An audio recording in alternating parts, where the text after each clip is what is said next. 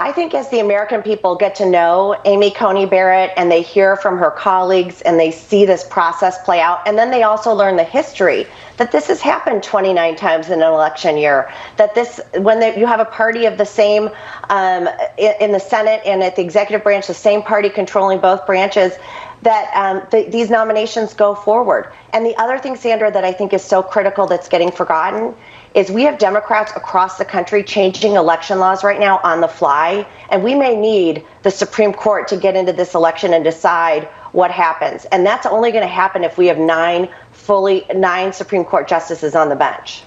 I wonder if you heard what Joe Biden said around the noon Eastern time hour today, because it was his first public response, and he did take some questions from reporters, but his first response to the president's pick. And he was asked about accountability and consequences for Republicans if they push her through this process. I just wonder how you respond to Joe Biden suggesting that this could cost Republicans the Senate if they push this confirmation through.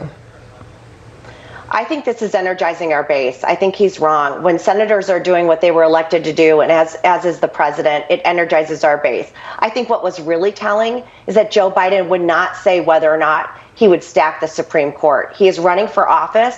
His party is absolutely pushing this, that if this happens, they're going to stack the Supreme Court if they are able to grab the reins of power. Mm-hmm. And he needs to be accountable to the American people if he is going to change the judicial norms that we have lived by in this country for years and decades. I think he has to answer that question. I hope Chris Wallace holds him accountable at the debate.